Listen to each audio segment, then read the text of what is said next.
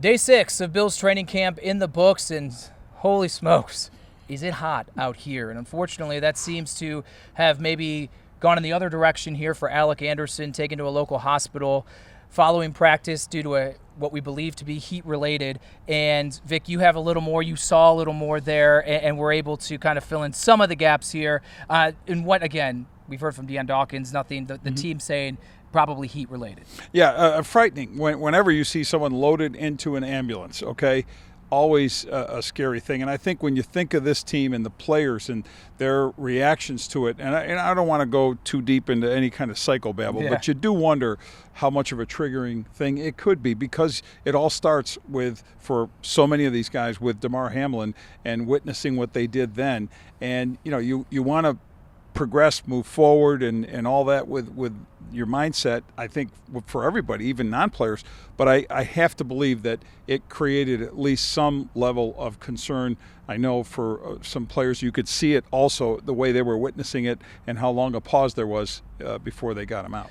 Other injury main note here at practice was Cole Bishop not returning to practice. You saw him get walked off by the training staff here. This just a day after he got the lion's share of the first team reps. Mike Edwards out week to week with a hamstring injury. So Bishop kind of had a lane in here, and it's unfortunate, unsure of exactly what happened. But again, you saw him walking off with the training staff. This is development at a position that seems pretty wide open. Yeah, do not know the extent of whatever it was. He was walking on his own, but there were 3 members of the training staff walking him off. This was about 40 or so minutes, with 40 or so minutes left in practice. But you think about that safety position, how uncertain it was before we found out about Mike Edwards being week to week with the hamstring.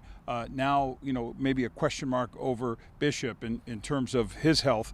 And I look at it as it has to be a concern, because even if everybody was healthy, you still wouldn't know what the situation was there. This is a big deal, replacing 2 stalwarts, 2 fixtures in Micah Hyde and Jordan Poyer, and finding their way. And I think this is going to be an area we're going to continue to watch. Again, if everybody comes back healthy before the start of the season, it'll still be something to watch. Damar Hamlin ascending next to Taylor Rapp with the ones here today, even before the Cole Bishop injury here. You mentioned Micah Hyde. The Bills signing Kareem Jackson, a 15-year veteran, has had some great success here in the league.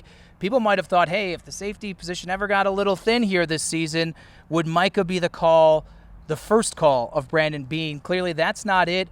I tend to think, just me thinking, Micah doesn't want any part of training camp. If you're pondering your future, you're like, dude, I'm not coming into the 90-degree heats of Pittsburgh. I'm going to stay in my nice temperate San Diego home. Yeah. But if this goes a little farther, Vic, how far does it have to go, do you think, for Hyde to be in the mix? Couple of things to think about with Micah Hyde. One is his health.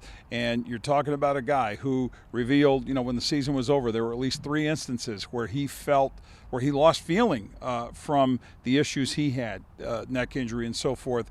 And that had to be scary for him to go. And these weren't like seconds. These were long stretches where he couldn't feel parts of his body. So you have to think about that. How much is that on his mind, his wife, his family, to go back and play football after that happened in his most recent season of football. 2, though, if everything has been checking out okay, he's keeping himself in shape on the just in case. What would be the timetable of that? Part of me said if they ever were going to sort of, break that glass box for Micah Hyde, that maybe November would have been the timetable to do so, and that he'd be thinking then, has it moved up at all? Is it possible that September now comes into play as a conversation at least? We have the bat signal. Maybe they're developing the Hyde signal or something like that if things really go down the way. Safety, obviously a big talking point. So too, Vic, is wide receiver. And Marquez Valdes-Scantling was someone that was brought up to Joe Brady when we spoke with him before practice.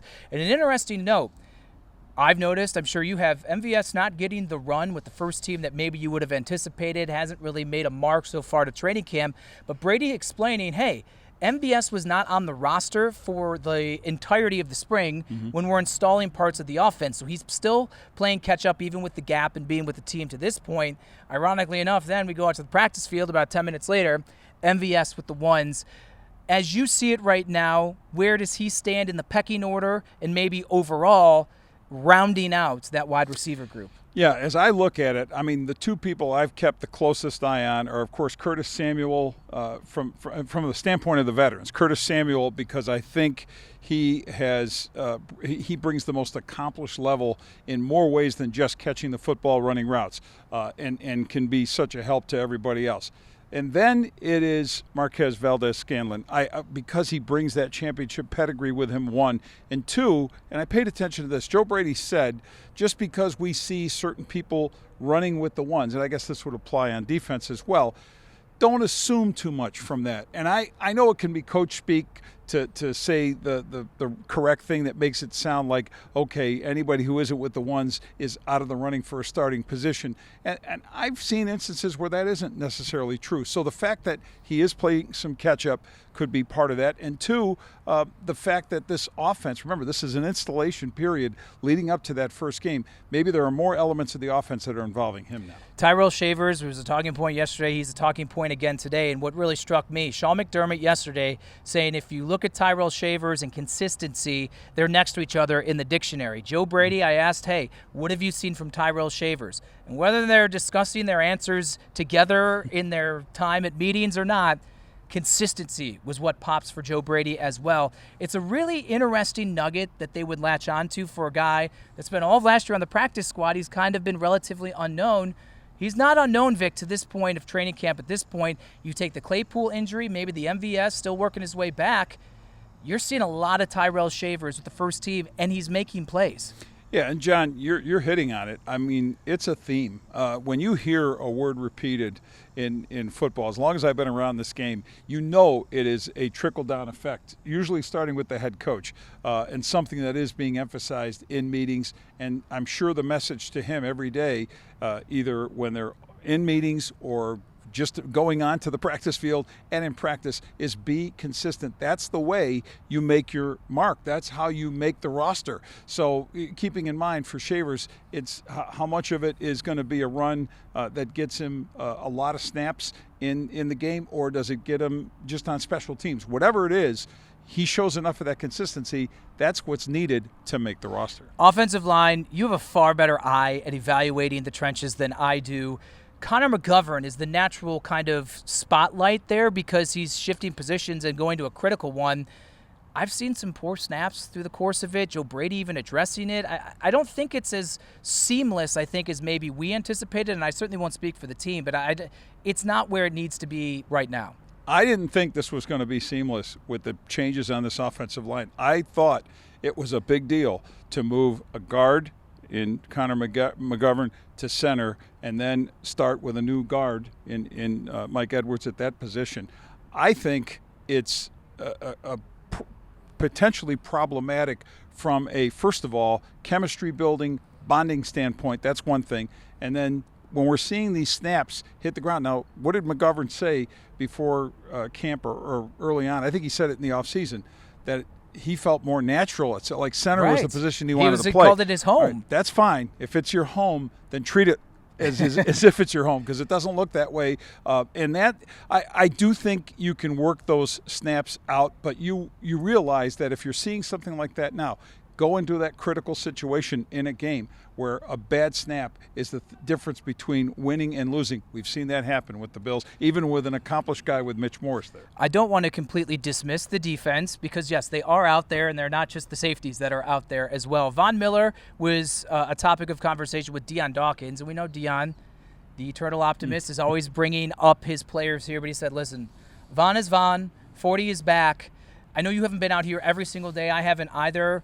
I noticed Von with the ones, and that was honestly the first time that consistently I saw him. Again, rotation of things like that. But what do you need to see from Von at this portion before the season starts to be like, all right, I'm not expecting necessarily double digits, but he can be an impactful player? Look, players will advocate for each other, and some of it, and maybe most of it, is personally based. You like the guy. Now, what isn't there to like about the body of work that is Von Miller's Hall of Fame-bound career, of course? And I think that the team wants to see this guy. They need it desperately to have a consistent difference-making pass rusher. I don't think that person is on the roster right now. I need to see a lot more from Von. He's saying Von is back. Von being back in Pittsford is very different than Von being back in a game. So let's see how that unfolds. That, to me, is a story, assuming he's on the final 53 roster and him taking that big pay cut helps manage that for the Bills' salary cap. But I think it's into the season before we really know. Pass rush continues to be maybe above the safety and the wide receiver spot, honestly, where I might have the most uncertainty and concern. You talk about Von's place, what's below him is really a question that we haven't even touched on. And that kind of even shows where that position's at. Yeah, and it ties into our discussion about the offensive line, which does concern me. It's not, again, I want to emphasize, it's not because of snaps being on the ground. It's just when you change those two spots, you're changing a lot.